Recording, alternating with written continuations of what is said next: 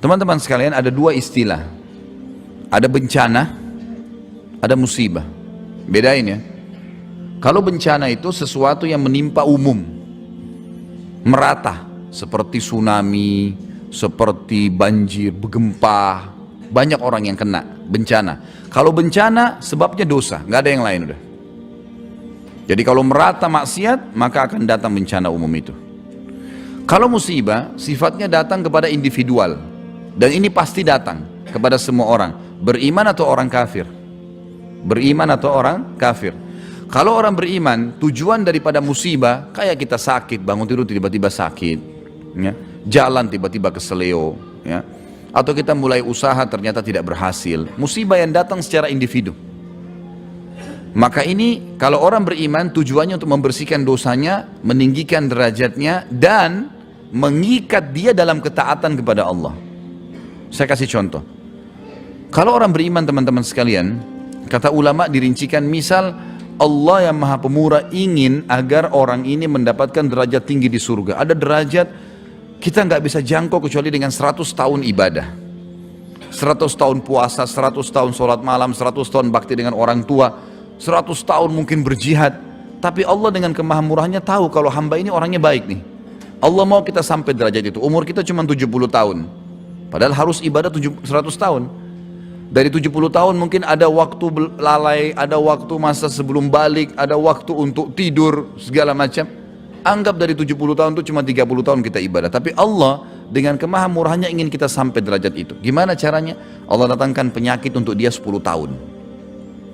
Kena penyakit gula, kena stroke, kena penyakit apa gitu. Coba, berapa kali buka usaha gagal, istrinya hamil keguguran berapa kali. Ada cobaan-cobaan datang.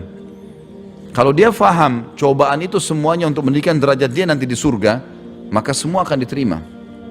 Ini sesuai dengan sabda Nabi SAW, orang akan diuji berat ringannya sebuah musibah dari kadar imannya. Dan kata Nabi SAW, aku orang yang paling berat musibahnya. Dalam riwayat Bukhari yang lain dikatakan, kalau aku ditimpa penyakit, maka akan double dari apa yang kalian rasakan. Sampai Abdullah bin Mas'ud radhiyallahu anhu pernah memegang tangan Nabi SAW waktu beliau sedang demam. Abdullah bin Mas'ud mengatakan, aku langsung melepaskan tanganku dari tangan Nabi SAW karena panasnya. Luar biasa, tidak normal. Jadi kalau manusia 40 derajat, mungkin Nabi SAW 80 derajat panasnya, double.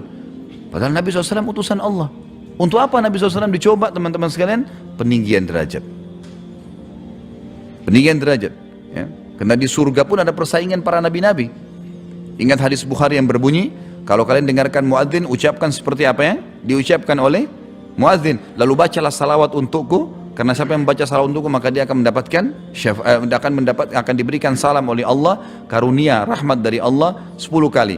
Dan mintalah al-wasilah untukku, karena dia adalah tempat tertinggi di surga, istana paling leks di surga namanya al-wasilah, yang tidak berhak kecuali untuk satu orang hamba Allah. Persaingan antara nabi-nabi dan rasul. Antum sama anak nggak bisa masuk di situ. Ya. Siapa yang meminta al-wasilah untukku, dia akan dapat syafaatku. Ulama hadis mengatakan ini persaingan para nabi-nabi. Jadi masih ada yang dikejar tuh. Ya. Cobaan datang.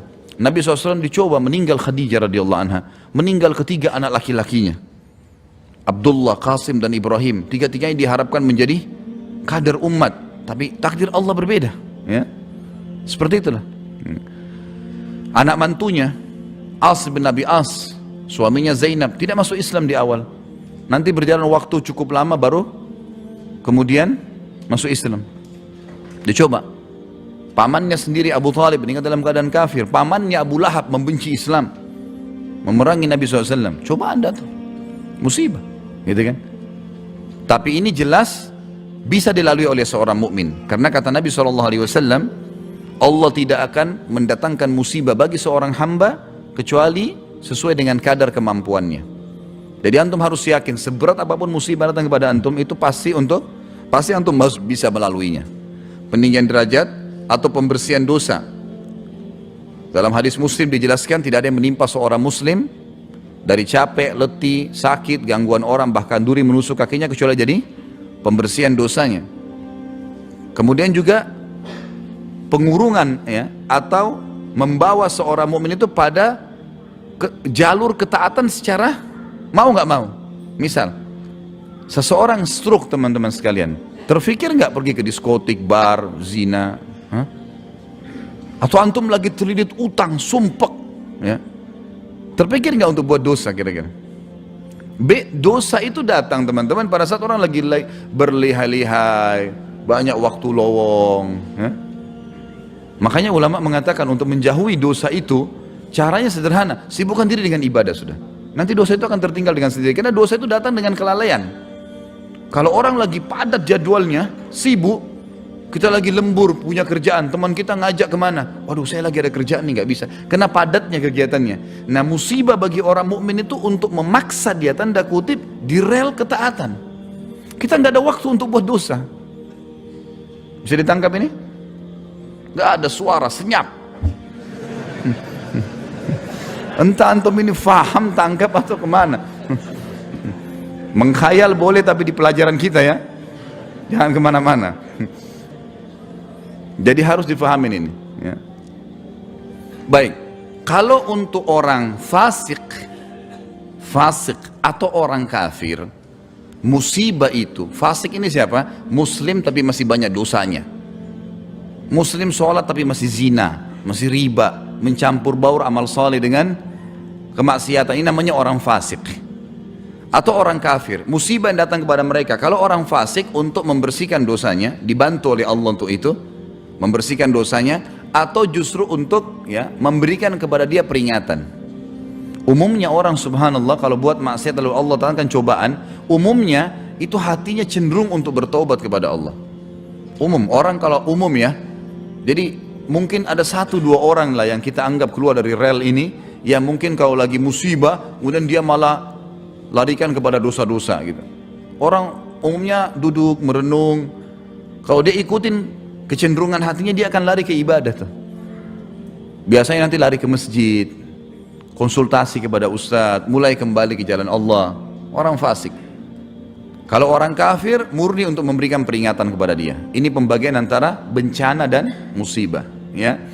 Kalau datang umum berarti itu karena dosa yang merata, sebagaimana sabda Nabi SAW dalam hadis Bukhari, tidak ada dosa yang merata di satu kaum kecuali Allah juga meratakan hukumannya.